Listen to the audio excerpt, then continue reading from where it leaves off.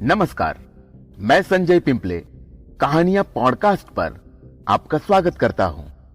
लीजिए सुनते हैं मुंशी प्रेमचंद जी की लिखी कहानी स्वत्व रक्षा।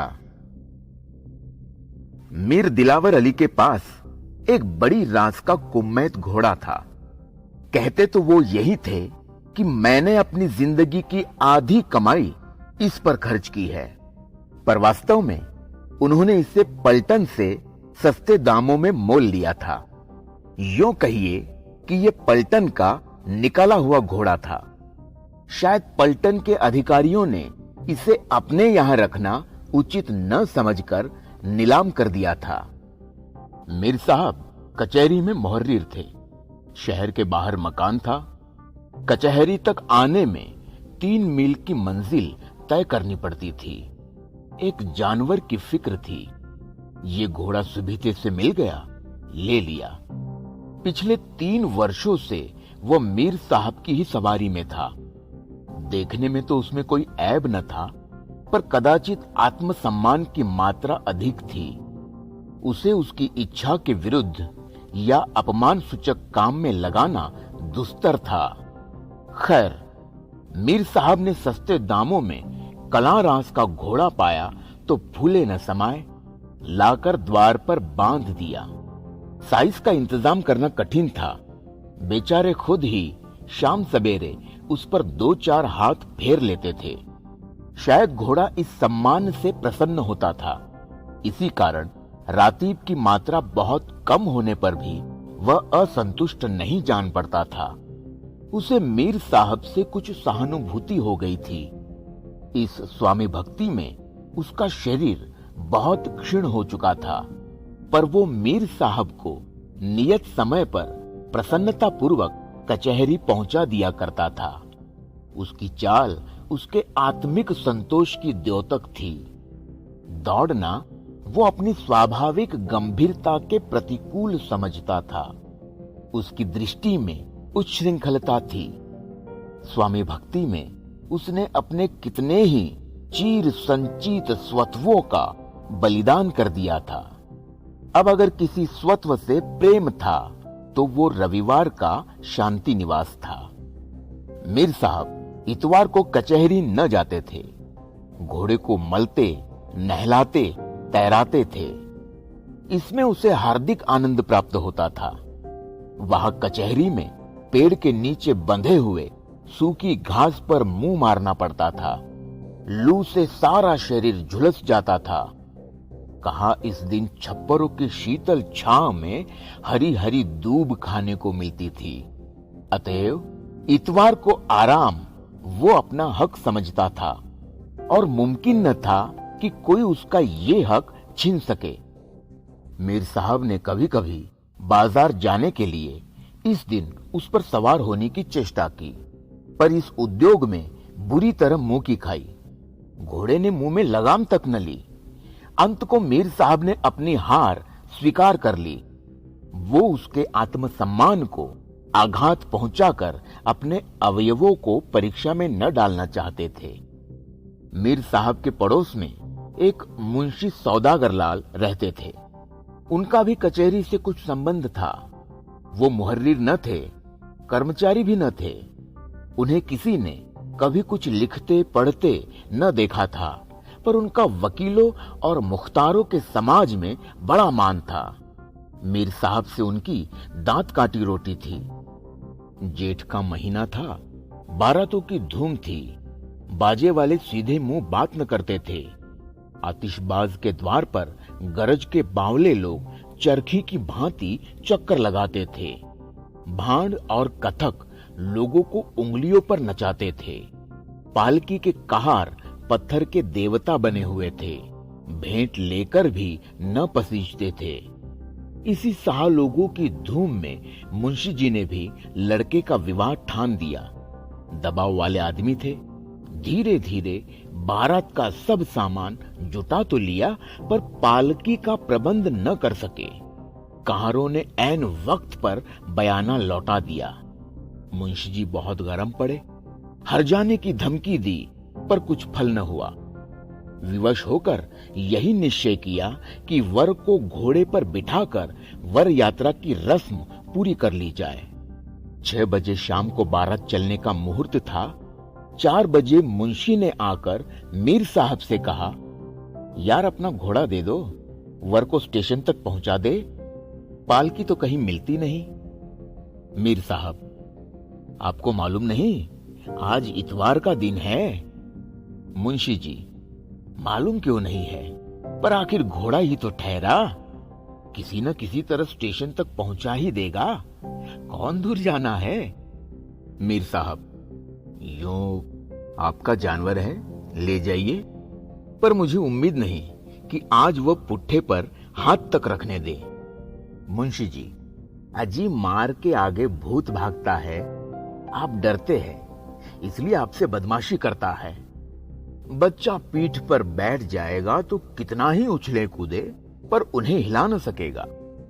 मीर साहब, अच्छी बात है, ले जाइए, और अगर उसकी ये जिद आप लोगों ने तोड़ दी तो मैं आपका बड़ा एहसान मानूंगा।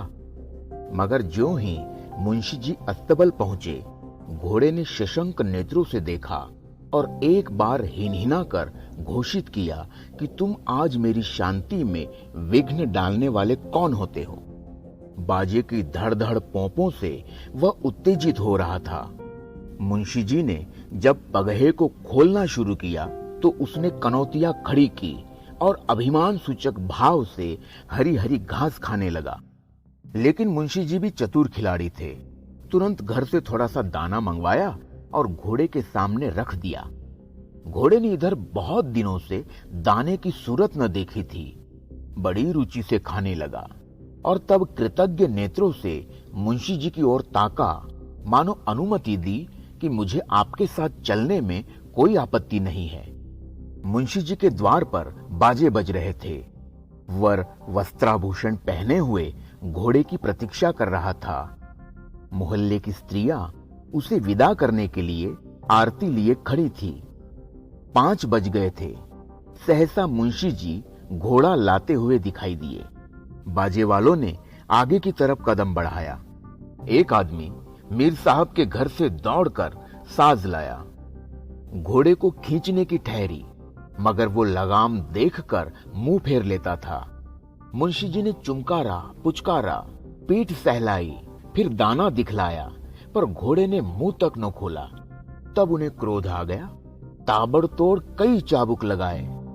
घोड़े ने जब अब भी मुंह में लगाम न ली तो उन्होंने उसके नथनों पर चाबुक के बेंत से कई बार मारा। नथनों से खून निकलने लगा। घोड़े ने इधर उधर दीन और विवश आंखों से देखा। समस्या कठिन थी, इतनी मार उसने कभी न खाई थी। मीर साहब की अपनी चीज थी, ये इतनी निर्दयता से कभी न पेश आते थे। सोचा मुंह नहीं खोलता तो न मालूम और कितनी मार पड़े। लगाम ले ली। फिर क्या था, मुंशी जी की फतेह हो गई। उन्होंने तुरंत जीन भी कस दी। दूल्हा कूद कर घोड़े पर सवार हो गया। जब वर ने घोड़े की पीठ पर आसन जमा लिया तो घोड़ा मानो नींद से जागा, विचार करने लगा। थोड़े से दाने के बदले अपने इस स्वत्व से हाथ धोना, एक कटोरे कढ़ी के लिए अपने जन्मसिद्ध अधिकारों को बेचना है। उसे याद आया कि मैं कितने दिनों से आज के दिन आराम करता रहा हूं, तो आज क्यों ये बेगार करूं? ये लोग मुझे न जाने कहां ले जाएंगे। लौंडा आसन का पक्का जान पड़ता है, मुझे दौड़ाएगा, ऐड लगाएगा, चाबुक से मार मार कर अधमुआ कर देगा। फिर न जाने भोजन मिले या नहीं। ये सोच विचार कर उसने निश्चय किया कि मैं यहां से कदम न उठाऊंगा। यही न होगा, मारेंगे। सवार को लिए हुए जमीन पर लौट जाऊंगा, आप ही छोड़ देंगे। मेरे मालिक मीर साहब भी तो यही कहीं होंगे। उन्हें मुझ पर इतनी मार पड़ती कभी पसंद न आएगी कि कल उन्हें कचहरी भी न ले जा सकूं। वर ज्यों ही घोड़े पर सवार हुआ, स्त्रियों ने मंगल गान किया, फूलों की वर्षा हुई, बारात के लोग आगे बढ़े, मगर घोड़ा ऐसा अड़ा कि पैर ही न उठाता। वर उसे ऐंड लगाता है, चाबुक मारता है, लगाम को झटके देता है, मगर घोड़े के कदम मानो जमीन में ऐसे गड़ गए हैं कि उखड़ने का नाम नहीं लेते। मुंशी जी को ऐसा क्रोध आता था कि अपना जानवर होता तो गोली मार देते।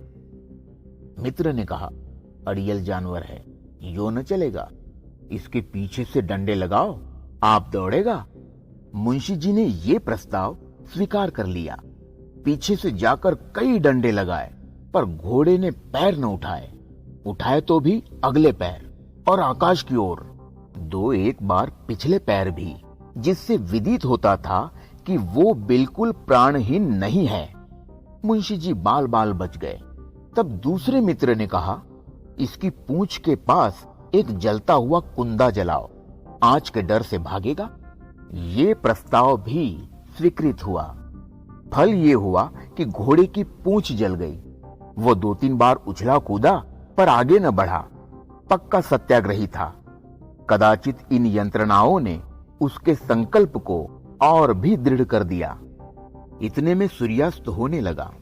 पंडित जी ने कहा, जल्दी कीजिए, नहीं तो मुहूर्त टल जाएगा। लेकिन अपने वश की बात तो थी नहीं, जल्दी कैसे होती। बाराती लोग गांव के बाहर जा पहुंचे। यहां स्त्रियों और बालकों का मेला लग गया। लोग कहने लगे, कैसा घोड़ा है कि पग ही नहीं उठाता। एक अनुभवी महाशय ने कहा, मारपीट से काम न चलेगा, थोड़ा सा दाना मंगवाइए। एक आदमी इसके सामने तोबड़े में दाना दिखाता हुआ चले, दाने के लालच से खटखट चला जाएगा। मुंशी जी ने ये उपाय भी करके देखा, पर सफल मनोरथ न हुए। घोड़ा अपने स्वत्व को किसी दाम पर बेचना न चाहता था।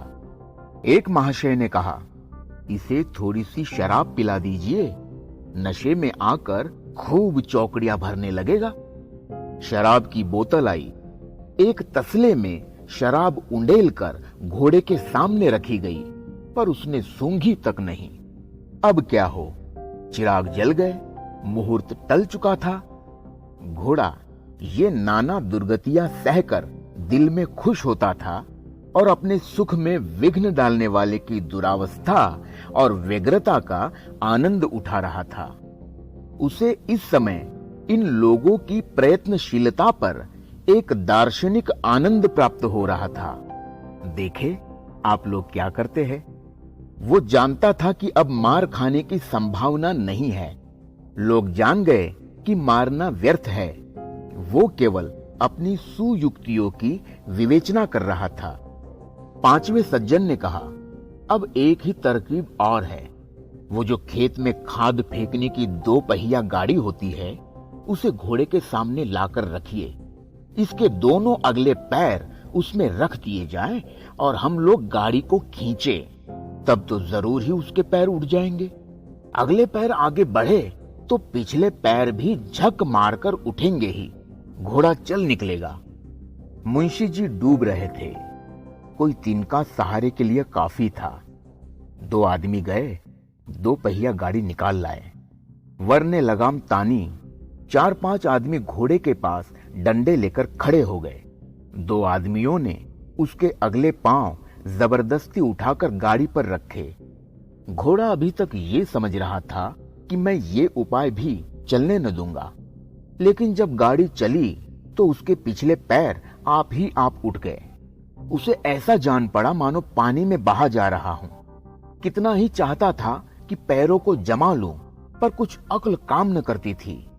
चारों ओर शोर मचा, चला चला। तालियां पड़ने लगी। लोग ठट्ठे मार मार हंसने लगे। घोड़े को ये उपहास और ये अपमान असह्य था, पर करता क्या। हां, उसने धैर्य न छोड़ा। मन में सोचा, इस तरह कहां तक ले जाएंगे। ज्यों ही गाड़ी रुकेगी मैं भी रुक जाऊंगा। मुझसे बड़ी भूल हुई। मुझे गाड़ी पर पैर ही न रखना चाहिए था। अंत में वही हुआ जो उसने सोचा था। किसी तरह लोगों ने 100 कदम तक गाड़ी खींची। आगे न खींच सके। 100-200 कदम ही खींचना होता तो शायद लोगों की हिम्मत बंध जाती, पर स्टेशन पूरे 3 मील पर था। इतनी दूर घोड़े को खींच ले जाना दुस्तर था। ज्यों ही गाड़ी रुकी, घोड़ा भी रुक गया। वर ने फिर लगाम को झटके दिए, ऐड़ लगाई, चाबुकों की वर्षा कर दी, पर घोड़े ने अपनी टेक न छोड़ी। उसके नथनों से खून निकल रहा था। चाबुकों से सारा शरीर छिल गया था। पिछले पैरों में घाव हो गए थे, पर वह दृढ़ प्रतिज्ञ घोड़ा अपनी आन पर अड़ा हुआ था। पुरोहित ने कहा, 8 बज गए, मुहूर्त टल गया। दीन दुर्बल घोड़े ने मैदान मार लिया। मुंशी जी क्रोधोन्मत्त होकर रो पड़े। वर एक कदम भी पैदल नहीं चल सकता। विवाह के अवसर पर भूमि पर पांव रखना वर्जित है। प्रतिष्ठा भंग होती है, निंदा होती है, कुल को कलंक लगता है। पर अब पैदल चलने के सिवाय अन्य उपाय न था। आकर घोड़े के सामने खड़े हो गए और कुंठित स्वर से बोले, महाशय, अपना भाग्य बखानो कि मीर साहब के घर हो। यदि मैं तुम्हारा मालिक होता तो तुम्हारी हड्डी पसली का पता न लगता। इसके साथ ही मुझे आज मालूम हुआ कि पशु भी अपने स्वत्व की रक्षा किस प्रकार कर सकता है। मैं न जानता था तुम व्रतधारी हो। बेटा, बेटा उतरो, बारात स्टेशन पहुंच रही होगी। चलो पैदल ही चले। हम आपस ही के 10-12 आदमी हैं, हंसने वाला कोई नहीं। ये रंगीन कपड़े उतार दो, रास्ते में लोग हंसेंगे कि पांव पांव ब्याह करने जाता है। चल बे अड़ियल घोड़े, तुझे मीर साहब के हवाले कराऊं।